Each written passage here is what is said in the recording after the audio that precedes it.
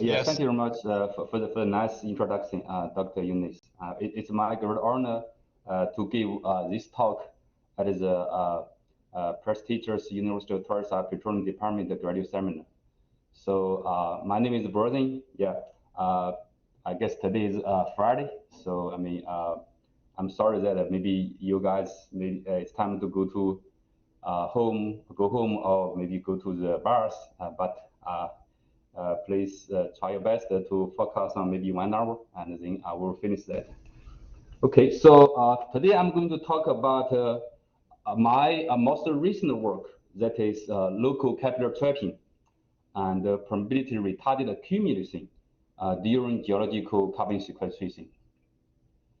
So in this talk, I will describe or explain what is local capillary trapping, what is permeability-retarded accumulation, and how to rapidly assess local capillary trapping, or maybe estimate the local capillary trapping capacities, and how the local capillary trapping interacts with permeability-retarded accumulation during geological carbon sequestration in saline aquifers. Yeah. So this is my presentation outline. Firstly, I will introduce the topic and the main objectives of our work, and then I will talk about the full physics modeling of local capillary trapping, reduced physics modeling, because when you have the full physics modeling, it's very computational intensive, so we have to develop some reduced physics modeling. And also I will talk about some further study on the interplay between the local capillary trapping and the permeability-retarded accumulation by some numerical study. Okay. So as we all know that climate changes and global warming has become a big concern here. And the greenhouse gas emissions, especially CO2 emissions, is the main reason for the global warming. Therefore, it is very essential, very imperative for us to mitigate CO2 emissions. CO2 CCS, that is carbon capture and storage, is considered as one of the most feasible techniques in this century that can be used to decrease the CO2 emissions. In the CCS flowchart, as I show you here, the CO2 is captured from a power plant, as you guys might have heard of that, and then transported to a nearby injection sites, such as the depleted oil and gas reservoirs, saline aquifers, as I show you here. So among all options, the saline aquifer is widely distributed in the sedimentary basins, so it has pretty large storage capacity, and it is one of the most promising options for the CO2 storage. So my study here for this talk will be focused on the CO2 sequestration in saline aquifers. After the CO2 is injected in the saline aquifers, and one of the main big concern is, could the CO2 be permanently stored in the place? So this would depend on the storage mechanism. So here I just list you, some of the mechanisms that you guys might have heard about it, like dissolution trapping, like the mineral trapping, like the structure trapping, and also like a residual trapping. So I will not explain those trapping mechanisms, but I guess it's pretty straightforward here. So dissolution is just like the CO2 can be dissolved in the water. Residual trapping is just because, as we learned from the textbook, and this is because the CO2 plume becomes disconnected and then becomes like a ganglia, and so it cannot move, and it is residual trapped with a pretty small saturation. So those four trapping mechanisms are basically widely accepted by the CCS community. But I have to say that recently a new trapping mechanism is proposed by our research group, that is we call the local capillary trapping. So my research and also my talk, I will devote most of my time on this new trapping mechanism, that is the local capillary trapping. The first question is, what is local capillary trapping? So here I show you some experiment observation. Yeah, this is like a 2D bench scale experiment setup. The system is packed with different size of glass bead from 0.5 millimeter to 2 millimeter. So the CO2 at the beginning is placed at the bottom. That is T equal to 0 second. And the CO2 is in the red color here. And then let the CO2 rise by using the bond force. Yeah. So next I will show you that the CO2 distribution at the different times of the bond flow. So you see, during the bond flow, the CO2 would migrate upward. Yeah. I'm sorry, those are pretty ugly images, but I guess it's a very good illustration of this concept. And the CO2 move up, as you see. And here, this is the final distribution of the CO2 at the end of body flow. Yeah, for those kind of red colors, those are the CO2. So you can see that this CO2 would accumulate or finally accumulate below the glass bead with the smaller size. Yeah. So as we know that those smaller size glass bead have higher entering capillary pressure. So basically this means that those CO2 accumulates below the local capillary barriers, like this one here, like this one here. Yeah. So those are the local capillary trapping. Yeah. So it's like it can be analogous to the large scale hydrocarbon migration and accumulation. And here we see this kind of phenomenon inside the aquifers. Yeah, and so we call this as local capillary trapping. Through the numerical simulation, and we also see those kind of small scale accumulation of the high CO2 saturation at the local levels or local scales, and those are the local capillary trapping. So basically, we use both simulation, experimental observations to look or to check or to prove the concept of the local capillary trapping. So the next question is, why do we care about local capillary trapping? The most benefits of this local capillary trapping is the storage capacity in case of the compromised seals. So for those locally trapped CO2 with pretty high saturation, and this kind of saturation is higher than the residual CO2 saturation, than the residual trapped CO2 saturation. Okay, so basically here I'm talking about the pretty high saturation of the CO2 that is locally trapped by the capillary barriers. Yeah, so it's different from a residual trapping. Okay, so for those locally trapped CO2, the CO2 that fills into those local capillary traps, they still remain in place. They will not escape, even if the structure seals, like here at the top, is compromised.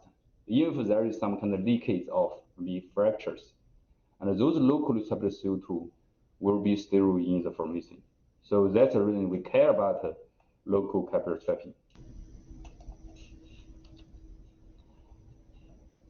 On the other hand, as we know that, the local capillary barriers would also act as the permeability hindrances or permeability retardation. So here we differentiate the two types of the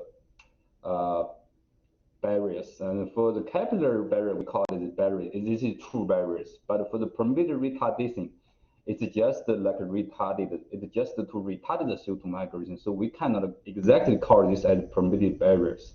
So we call this permeability hindrance or permeability retardation. Yeah.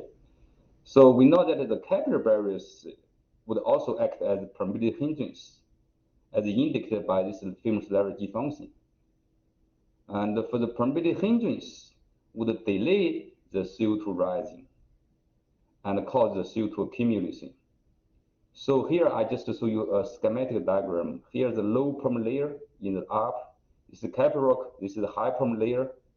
So you see, and basically you can expect that, below this low perm zones, you can have two types of accumulation. One is capillary trapped CO2. The other is permeability retarded CO2. So In my third section, I will specifically talk about how the two types of accumulation interact with each other. Okay, so that's a big background. That's also my motivation. The objectives of this talk is our work is firstly to determine the extent and the capacity of the local capillary trapping. Secondly, to evaluate and maximize the local capillary trapping during CO2 injection. And thirdly, to see how the capillary barriers and the permeability hindrances or permeability retardation interact with each other in delaying the CO2 upward migration. Okay, so first let's see the section 1, that is full physics simulation. So in this specific section, we build a 2D aquifer model. So here's our 2D model. This is the storage formation. The heterogeneous storage formation is 400 feet by 100 feet. It's just a concept model. So this is a perforation interval in red at the left bottom with a height of 25 feet. And initially, the formation is 100% saturated with brine. The overlying formation is a seal barrier. And on the top of the seal barrier is another, aquifer that is, we assume it's homogeneous. Yeah. So for both the up and the lower aquifer or lower storage aquifer, and they are open on the right boundary. Here the right boundaries are used the dashed line to represent the right boundaries. We use this model for the CO2 injection and the bond flow simulation. At the end of the bond flow, we introduce a leak here into the seal barriers. We just arbitrarily introduce a leak along the wellbore. Yeah, since the wellbore leakage is the most likely scenario, as you might have heard that. The initial condition for this leakage modeling correspond to the final condition of the bond flow simulation for the injection model. Yeah, so basically here I'm talking about two different models here. One is the storage model or injection and the post-injection model, just for storage. And after some time period of storage, and if there is leakage, then we introduce a leakage model here and to simulate the local capillary trapping. Yeah, so here's our leakage model. The initial condition for this leakage modeling corresponds to the final condition of the bond flow in the injection model here. Okay. So this is our petrol properties of the storage formation. Geostatic static permeability field is generated, and the x correlation, that is the horizontal autocorrelation length, is 5 feet. So basically, the autocorrelation just shows the special connection of the permeability field. Yeah. And there is no autocorrelation in the vertical direction. The porosity here is correlated with the permeability field by just an empirical correlation. I didn't show here, yeah, but it's pretty simple correlation. And then we use this famous leverage function, as we know that I guess we all learned this from textbook, and we can correlate the permeability and the porosity field with the capillary pressure field. So by using this function, we generate this kind of capillary pressure field. So as you can see from this capillary pressure field, the light blue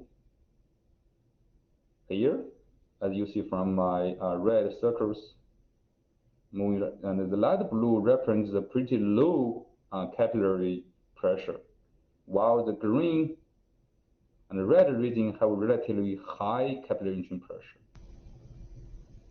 So therefore, they might become the capillary barriers, but they are still permeable, yeah, as you see from the permeability field. So this kind of local capillary barriers is different from the traditional seal barriers, as we learned from the traditional rel simulation. okay? Because they are still permeable, but they can act as the local capillary barriers. Okay, that's the main message here. So using these fields, permeability, porosity, and capillary pressure fields, we examined those following different groups of parameters: injection parameters, reservoir static parameters, rock fluid interaction parameters. And each group includes 3 to 5 parameters. Yeah.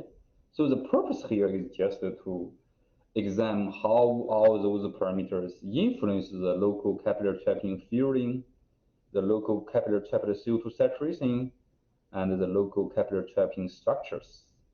Yeah. So basically, this is the starting point, and we try to use the full phase simulation to understand the local capillary trapping. Then we can purposely develop some reduced physical models. Okay, that's our way of thinking. And we designed, so I will not go to the detail of each parameter. I will focus on this parameter, that is injection rate. For the injection rate, we designed 4 different injection rates with the Buoyancy number ranging from 20 to about 0.02. So for the Buoyancy number, it is with this definition, it is the ratio of the buoyant force over the viscous force. Yeah. So as the Buoyancy number decreases, and the flow is dominated by the viscous force. Okay. So next, let's move some interesting results. These 2 figures, left and right, show the CO2 saturation at the end of injection. Yeah, this is like a repeated video, but anyway, so you can see the end of injection CO2 saturation using 2 extreme rates, the largest rate and the smallest rate. One is viscous flow, the other buoyant flow.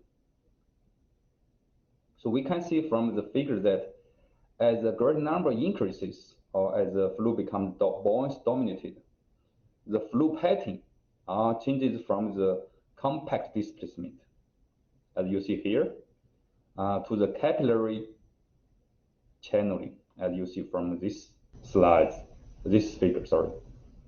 So after injection, and you see the CO2 continues move upward, and the buoyant force. And during this process, we can see that CO2 is either migrating along some specific channels or fill the local capillary traps. Like here, fill the local capillary traps. Yeah. So we see that at the large injection rates, it can lead to widespread residual gas saturation. Those gas saturation, residual trapping. Also, we can see those high CO2 saturation. I guess I don't know how to stop this video, but my point is those high CO2 saturation is the local capillary trapping. Yeah. So it is much larger than the residual capillary CO2 saturation. So this would make the CO2 storage much safer. Okay. So next, we model this leakage process. This is a CO2 saturation that I just show you the videos, and at the end of the buoyant flow. Yeah, oh, perfect. Yeah, this is my CO2 saturation at the end of the buoyant flow. So we see those high CO2 saturation accumulation, that's the local capillary trapping here. And this high CO2 saturation, we call this local capillary trapping. Yeah. So next, we use this as an initial condition to do the leakage modeling. Let's see what's going on here. So this is our leakage modeling. I'm sorry, this is a pretty quick video. You see, and this is this now becomes the CO2 saturation at the end of the leakage. You can see that those local capillary trapped CO2 is still inside the formation. It will not escape from the formation.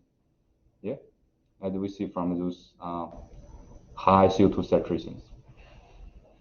So basically, the point is those structure of the local capillary trapping or the local capillary trapped CO2 and will not escape from the storage formation. It's still here inside the formation, even if there is leakage along the wellbore. Okay. Next, we superimpose those local capillary trapped CO2 here, the high CO2 saturation, onto the capillary entry pressure field, onto this image. So here the left is this our capillary entry pressure field, as I just showed you before in the previous slide. And the right figure, in the right figure, those blacks are the local capillary trapped CO2. Those black colors are the local capillary trapped CO2. Those are the local capillary trapping. So as you see, the correlated region of the capillary pressure here determine the flow channels and also the local capillary traps that is surrounded by those local capillary barriers with high entry capillary pressure. Yeah, it is those local capillary traps that determine the final distribution of the CO2. Yeah. Okay, so the key message here, and inside is the aquifer, and there is the capillary entry pressure variation. Those capillary pressure variation will give you the the small scale and trap-like geometries. And those small scale local capillary traps will give you the local capillary trapping as long as the CO2 goes there. Okay. So further, we quantify the local capillary trapping and compare it to the residual trapping and also dissolution trapping, as I just mentioned to you the other important trapping mechanisms that CCUS community has widely accepted. So it can be seen that for the local capillary trapping that we proposed in this work, 42% of the CO2 can be stored. Yeah, and this fraction is a little bit smaller than the residual trapping, and but it much more than the dissolution trapping. Yes. So we think that the further optimization of the local capillary trapping is very important, and the future trapping process should incorporate this new trapping mechanism. So here I just made a summary of all those simulation results that I did on those different parameters I showed you just now. So basically, we see that the injection parameter influences the fueling efficiency of the local capillary traps. That is the fraction of the local capillary traps that can be filled or can be contacted by the CO2. The rheostatic parameters influence the saturation and structure of the local capillary trapping. And the rock fluid interaction parameters like the relative permeability and capillary pressure hysteresis will influence the saturation of the local capillary trapping. Yeah. So after we have this kind of basic understanding of the local capillary trapping, we using the full fixed simulation, we can have a pretty thorough understanding of the main controls of the local capillary trapping. Like as I show you here, the rheostatic parameters, or specifically the capillary pressure field, will influence or control the distribution of the local capillary trapping or the structures of the local capillary traps. But as we know that, and for those full fixed modeling that I just showed you, is pretty time consuming. Yeah, it's very computational intensive. You guys doing the simulation, whenever you have the capillary pressure, especially you have the capillary discontinuity, you will always cause convergence problems. So this will largely increase the simulation time. So for example, for all those previous very fancy simulations, and it takes about 20 or even 30 hours for some flow modeling. So this is not the flow simulation. Yeah. That's the reason we have to develop some reduced physical modeling. So how do we model the local capillary trapping by using reduced physics models? And so how can we rapidly assess the local capillary traps? So here's my second section. Suppose this is the storage domain. I mean, this is just a schematic diagram. So we simplify those grids, I mean, in your real simulation, we simplify these grids into three types. We call the barrier grid, or maybe flow path grid in the white color, and the barrier grid in the red color. And if the flow path is surrounded by the barrier grids, we call this, we put this local capillary trap grid in the green. Yeah. So those are the green is the local capillary trap grid blocks.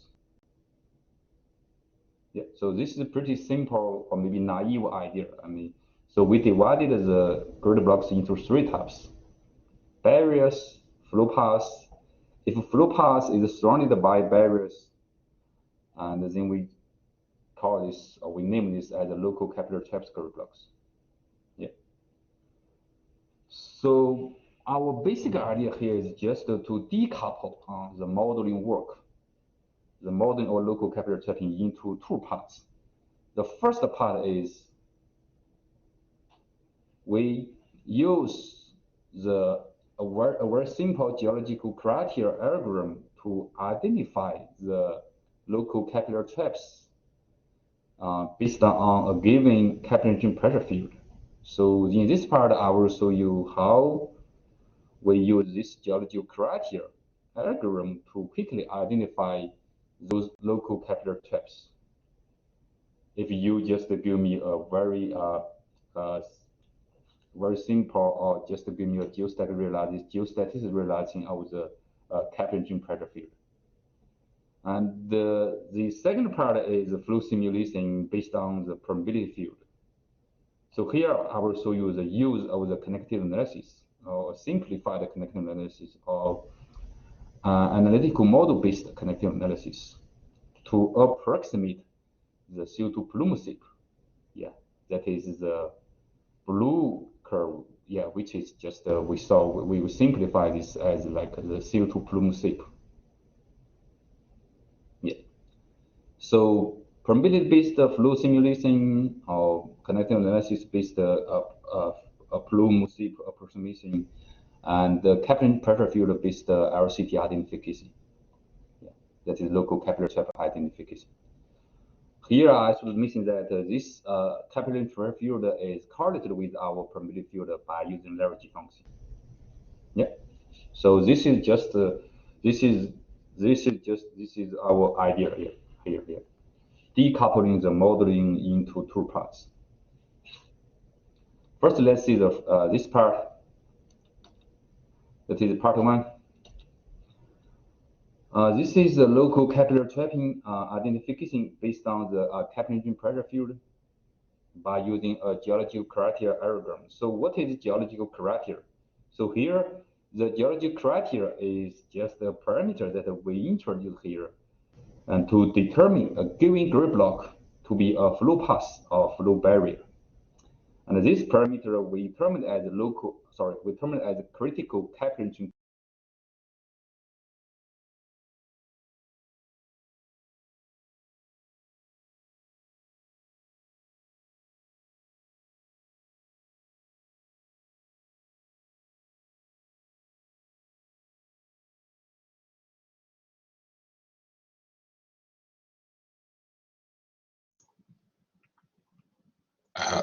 Dr. Ren, I think we lost your audio.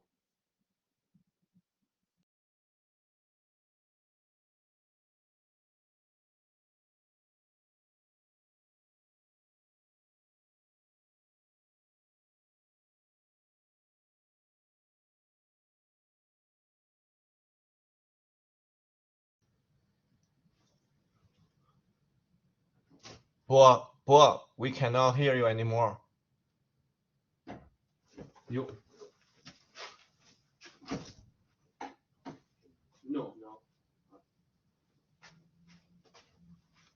Bo, we can't hear you anymore.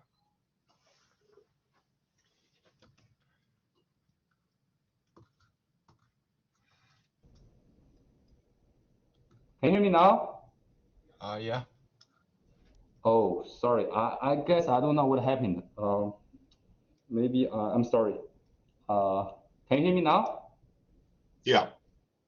Okay, sorry about that. That's weird. So which slide did we talk just now? I think it was just on the last slide a minute ago. Okay, that's great.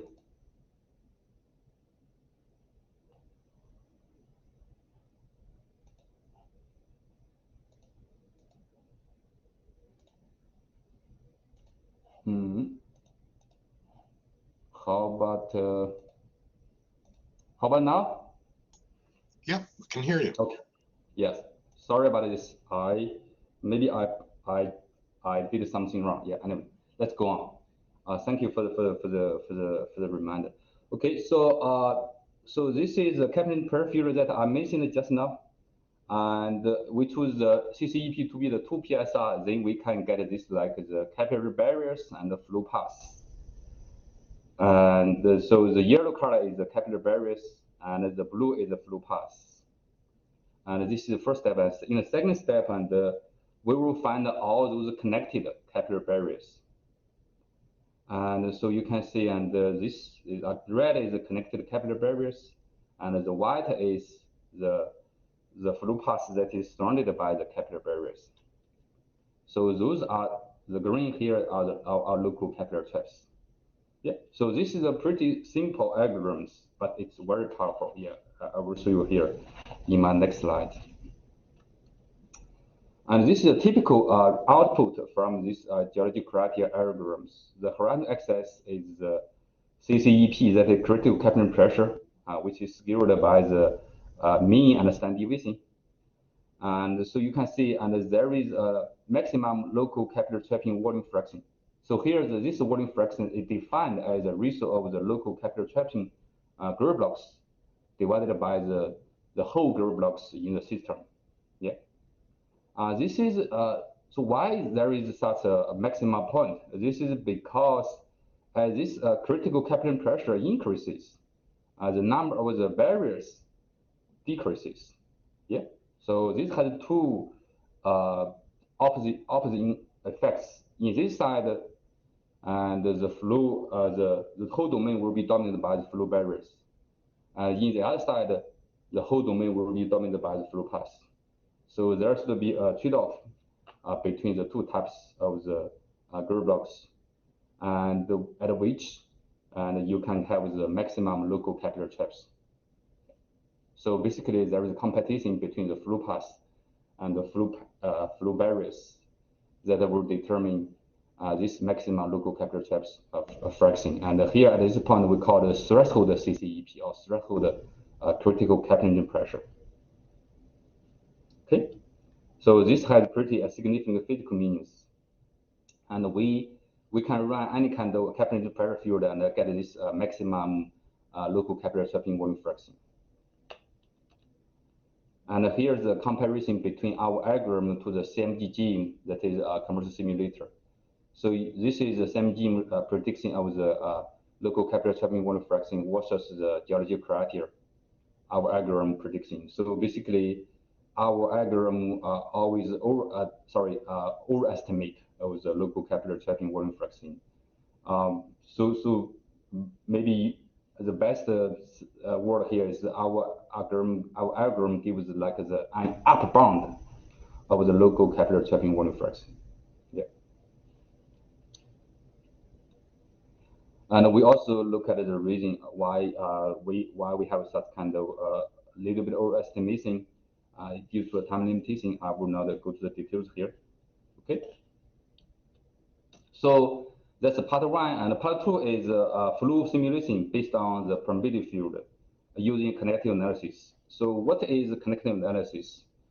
And according to the graph theory, as you guys might have heard, and the group blocks are connected with edges that can be weighted by the reservoir parameters, such as porosity and the permeability. The physical meaning here for the edge width is the time that is needed for giving fluid like CO2 to fill a given pore volume. So here we adapt the edge width defined by my colleagues at UT Austin, and we use this to model the CO2 water displacement. As you see from this new edge width definition, the gravity term is accounted here. Yeah, and also the viscous pressure is considered. And here the viscous pressure is just use the 1D analytical solution in our infinite aquifer. Yeah, that's what we learned from the engineering class. Okay. And that is the steady state radial flow analytic solution in the homogeneous reservoir. Okay. And T here is transmissibility. Yeah, that we learned from the rare simulation. And the average CO2 saturation is determined from the fractional flow curve. And the average relative permeability corresponds to the average CO2 saturation. Yeah. So how do we implement, after we have the definition, and this kind of definition has been verified, and after we have the definition and how we implement the connection analysis. And here I just show you a schematic illustration. So based on this new definition, Dr. Ren, sorry to interrupt. It seems like the platform is being a little bit sluggish. We're still on slide number 20 on the screen. Oh. Okay. I don't know whether you're able to advance it. Okay. Let me. That's weird.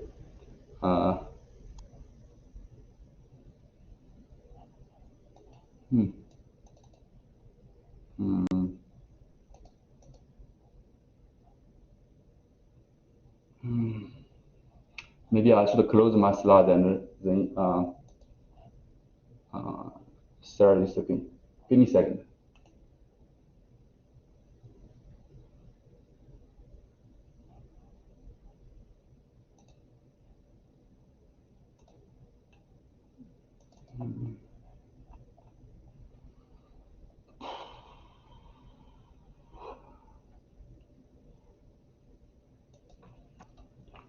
Where's my, give me a second, guys. Sorry about this.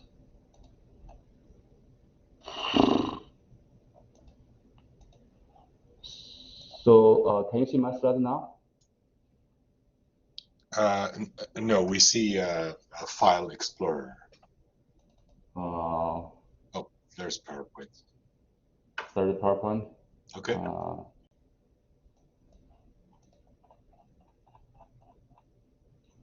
I think just now I talked about this. Can you see the slide number 24? Yeah. Okay. Okay, great. So in case I cannot move this, let me have a quick test. Can you see the slide number 23? Yeah, working well. Okay. So now it's working. Oh, that's okay. That's, I don't know. Anyway, so let's go on. And so basically just now I talk about the edge width connection analysis, and then here I will show you a schematic diagram that how we use connection analysis to implement or to approximate the CO2 plume shape. So suppose here I show you based on this new definition. Based on this new definition, that's weird. Okay, based on this new definition, and we can calculate the edge width between the different groove blocks.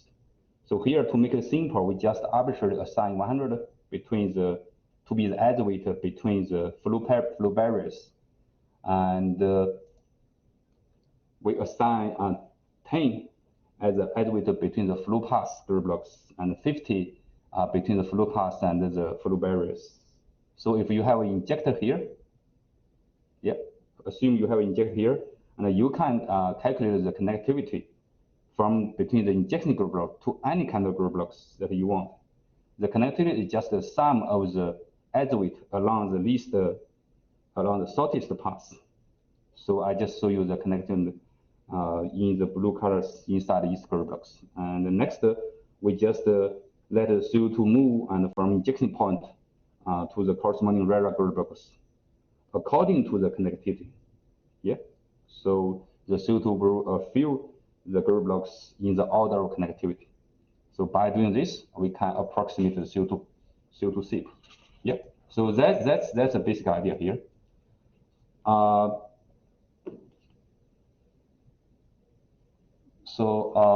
Okay, and so now let me show you some simple application of this integrated model, that is geological criteria combined with the connected analysis. And here's our simulation inputs. We consider different injection volume, injection rate, and also different heterogeneities. Yeah. So here, first let's see just a quick results about the impact of rare heterogeneity and the injection rate or the bounce number on the dynamic local capillary trapping volume fraction. So why do I see the dynamic? Because during the CO2 injection is the local capillary trapping volume fraction that I just defined. That is the volume of the local capillary trapping gold blocks divided by the gold blocks in the whole system. So you see, as the increase of the injection rate, so this increase injection rate, and the dynamic volume fraction same as decrease the bounce number here.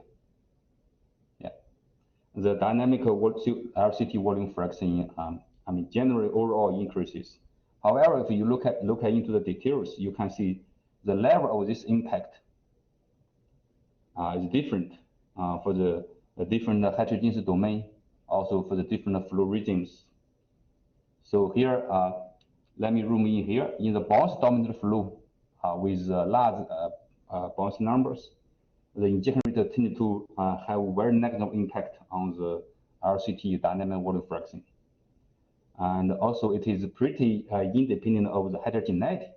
As I show you here, I use the Dicastle coefficient to indicate the heterogeneity. In the viscous dominant flow, the dynamic RCT volume fraction increase with the injection rate. And this effect is enhanced by the rare heterogeneity. Yeah. So here and you see and the different influence of the different levels of influence of the injection rate on the RCT in different for the different heterogeneous domain.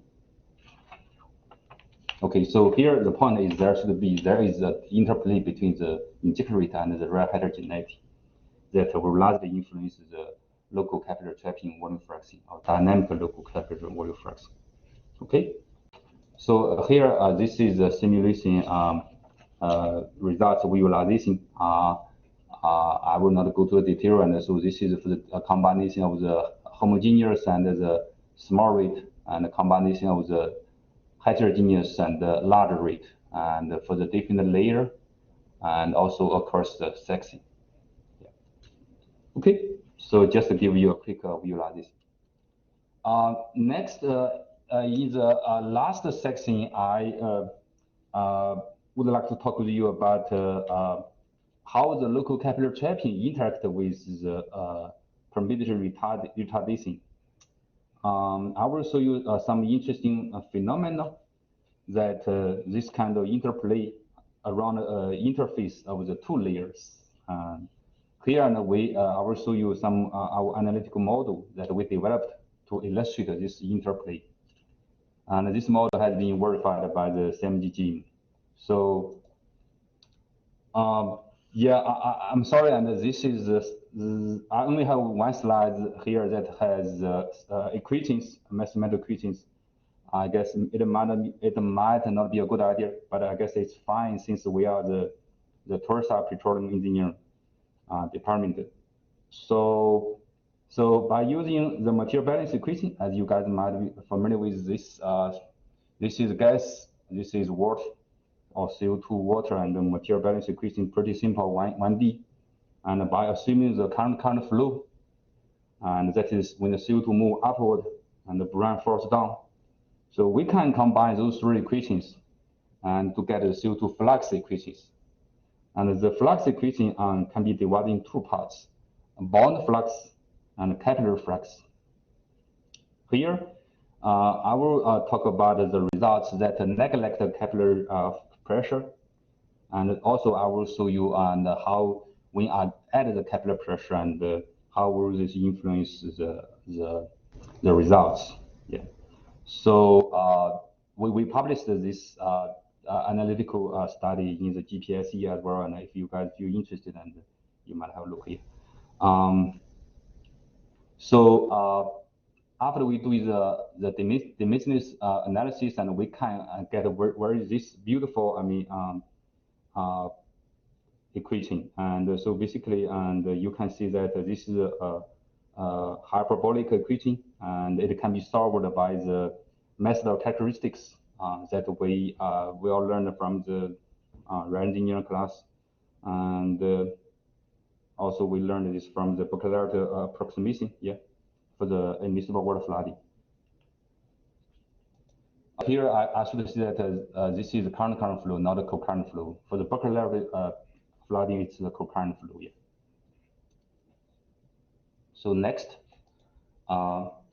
we plot this flux here versus the saturation.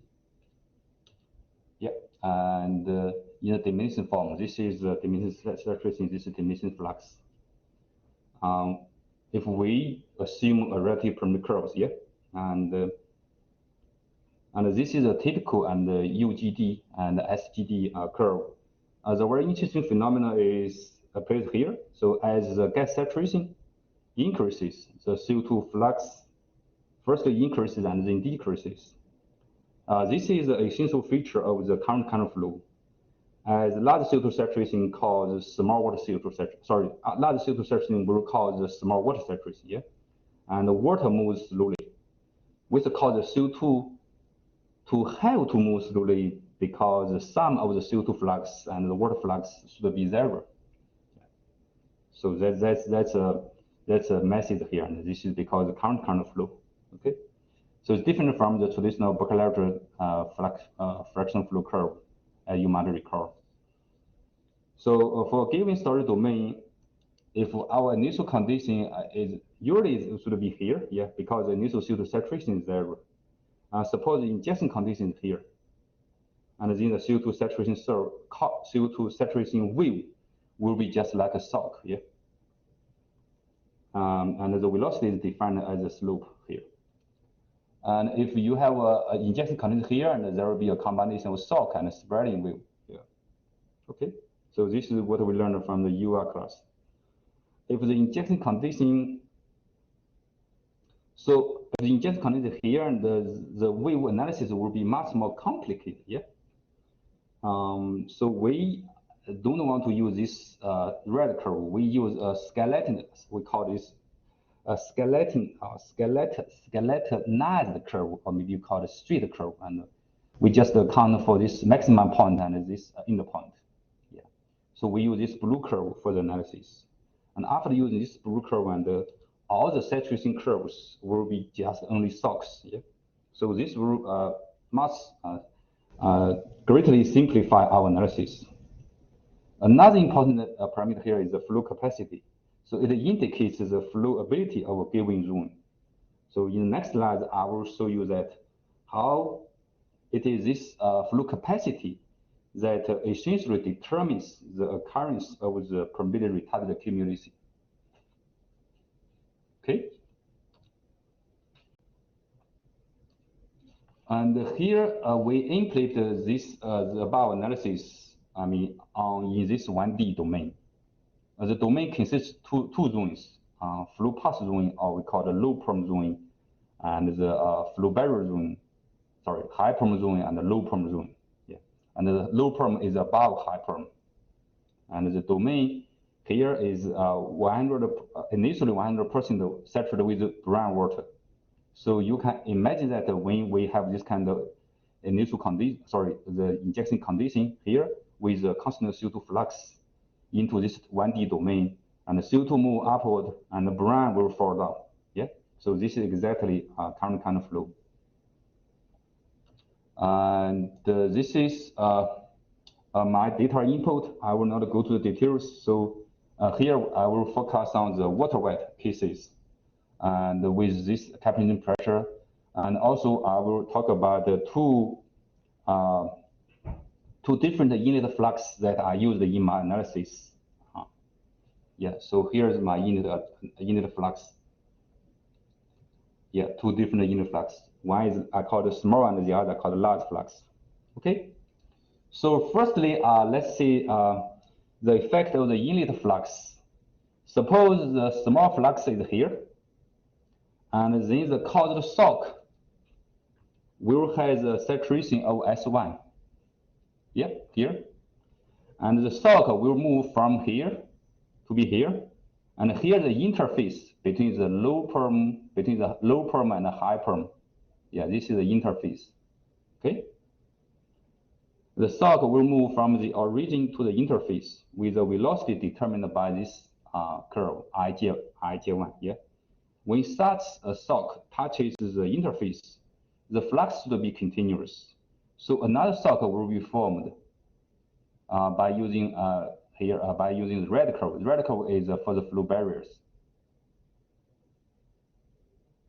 And then another shock with this velocity determined by this red curve will move from here to be here. So basically I use this UGD SE to determine the velocity of the shock or the wave, saturation wave, and I use a ZD over TD to visualize the shock migration or the wave migration. Okay, so by using this analysis, I can see how the CO2 saturation move upward and then backfill, and with the velocity. So here I just a different at a small flux, you didn't see any accumulation of the CO2 in the region with a high permeability, or we call it the lower ruin. But when you have the large inlet flux, and you can see that I do have the permeability-retarded accumulation here for the CO2. This is because for the large flux, and it is larger than the flow capacity that can accommodated by this permeability barrier or the low perm zone. So it has to have the permeability-retarded CO2 accumulation below this low perm zone. Okay. So the key message of this slide is when the flux is larger, when the inlet flux is larger than the flow capacity of a given zone, and there should be the permeability-retarded accumulation of the CO2 in this zone, which is below the low perm zone. Okay. Next, we try to see the impact of the capillary pressure on the flow behavior. So we just copy this figure to be here, and this is without capillary pressure. And when you consider the capillary pressure, you can use a simplified analysis and to consider this capillary pressure, and then to have this capillary trapping. Yeah. So basically, and this capillary trapping or the capillary trapped CO2 will mix with the permeability-retarded CO2, and in your real simulation, and if you just do the flow simulation, you not exactly see which part is capillary trapping, which part is permeability-retarded accumulation. But using this analytical analysis, you can clearly see the capillary trapping and the permeability-retarded accumulation of the CO2.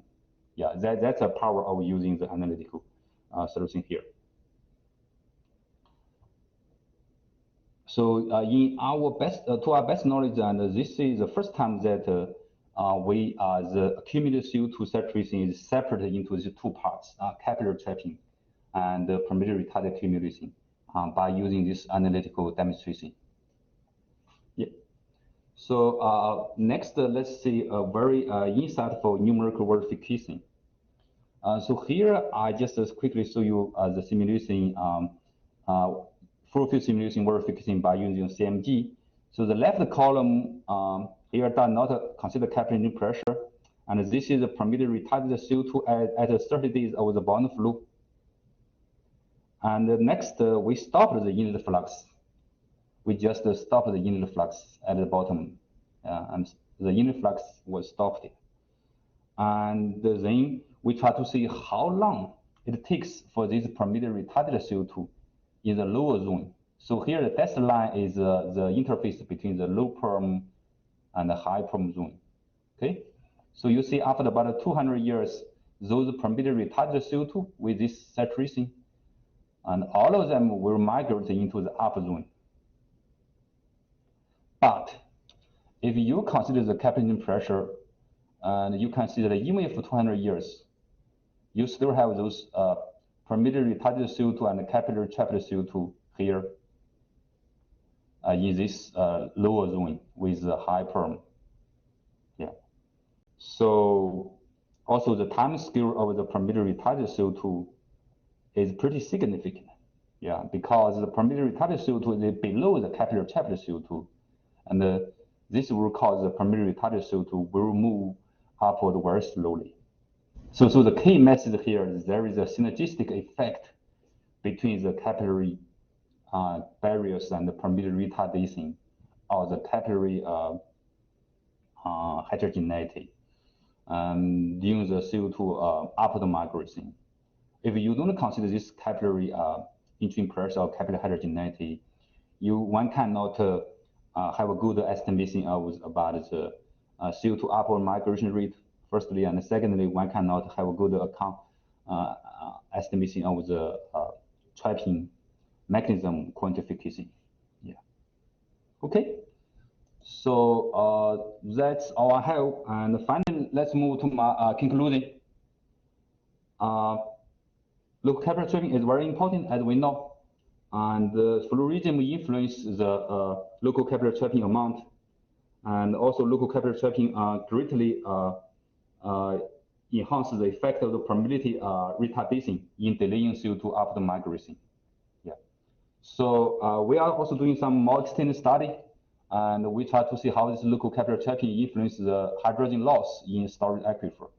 And we're also now doing the characterization of the local vertical permeability because most of the previous vertical permeability models, vertical permeability prediction or empirical models, most of the previous, horizontal permeability empirical models cannot be used to accurately predict vertical permeability. So we are doing more work to see how to better characterize vertical permeability and predict them in an accurate way. And also we did some work on the influence of vertical permeability and also the capillary heterogeneity influences the CO2 era and storage in our reservoir as well. So we did this presentation at the last month's ETCE. Finally, I would like to thank all those people and the institutions. That's all I have. I'm sorry for the interruption during the presentation. I wish I have some time for your questions. Thank you. Thank you very kindly, Dr. Ren, for an excellent presentation. We've certainly got time for questions.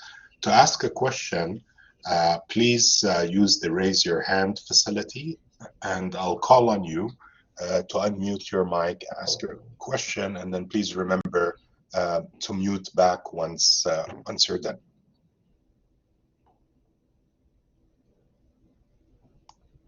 Maybe while people think of questions, I can ask one to start off, Dr. Ren. Mm-hmm. Sure. So that's a very interesting analysis.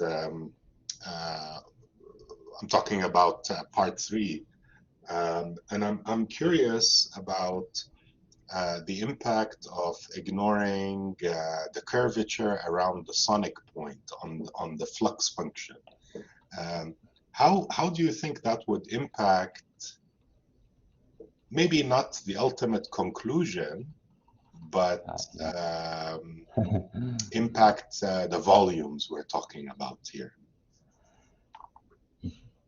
Yeah, I definitely agree with you actually, and we submitted this work to the SP journal, and we got a similar concern from reviewers as you mentioned.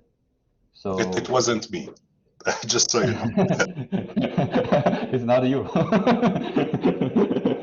Okay, that's a joke. Anyway, so yes, you're right. I mean, it will influence the specific CO2 saturation, but it will not influence the qualitatively analysis of those observation of the local capillary trapping CO2 saturation and the permeability-retarded CO2 accumulation phenomenon. But I mean, the qualitatively, I mean, there should be some effects. Yes, yeah. But the overall conclusion will not be changed. Yeah. I can see that. Yes. Have you tried, so you've simulated using a finite difference simulator the post-injection period. Have you looked at using the simulator to model the injection period and maybe compare that with the estimates? So now you're talking about the part one, yeah? No, but I meant more towards the post-injection trapping. So the initial distribution of the saturation field was specified, and then you let it equilibrate with gravity for many years. And I'm assuming the initial. Oh. Yeah. Yeah, I see your point. Yeah, that's a really good question. Yeah, so for this kind of comparison, let me rephrase your question. Basically, your question is about two scenario comparison. One is just increase CO2 at the bottom and then let it rise without any injection period. The second scenario is to incorporate or include the injection period to see how this influence the CO2 plume or the local capillary trapping. Yeah, exactly. So for the first scenario, and it was completed by graduate PhD students. And yes, and so he did most of the bond flow simulation and using the CMG and yeah, so that's his work. And my work is focused on the incorporating the injection period to see how the injection will influence the local capillary trapping. So the main conclusion or the simple message is incorporating the injection period will help to enhance the filling of those local capillary traps. So basically, you have more local capillary trapping after you have the injection period. That's the main message here, and or maybe a little bit simple, but that's what we main found. Yeah. Thank you, Will. Yeah, questions thank you. from the audience? Yeah. I guess you guys might have a lot of concerns, but I guess I'm sorry for all those kind of pretty busy slides. But if you have any question, you might also look at the paper that we published in the past 2 or 3 years, and so we include all the details and all the discussing as in those papers, and actually, and one of discussing specifically to the Dr. Eunice question, and yeah, that's great. Yeah. All right, I'll let at least Dr. Liu think of a question, but before he asks you one more question, you mentioned hydrogen. Given the high interest in the potential for hydrogen storage in the subsurface, what's your personal take on this? Your presentation describes this really nice analysis of capillary trapping, but also residual trapping. How do you think those are going to shape? But then on the positive side, you also show that injection strategy can assist or degrade. How do you think things will play out with hydrogen storage? Yeah, actually, we talk about this. I mean, during our bi-weekly meeting. I mean, always we talk about this always. So, yeah, that's That's really a good question. I mean, as you know that for the hydrogen storage, I mean, in the aquifers, for example, and there should be, we can expect that there should be a lot of, I mean, hydrogen loss during the injection and extraction. Yeah. So, the question is, what's the reason or what are the factors that influence the hydrogen loss? We think two main factors, and one is this local capillary trapping, and the other is dispersing. By understanding how these two factors influence the hydrogen loss, and we might can do some more engineering solutions to minimize the hydrogen loss during the injection and extraction process. So yeah, this is the basic our motivation here. I'm not sure whether I answered your question. Yeah. Thank you. Yeah.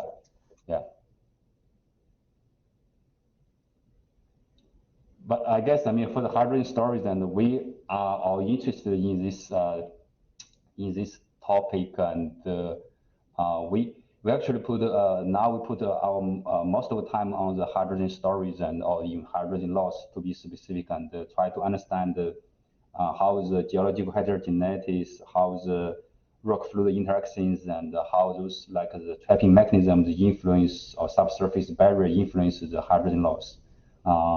So we do open to any we are open to any kind of collaboration opportunities with you guys. Yeah. Thank you.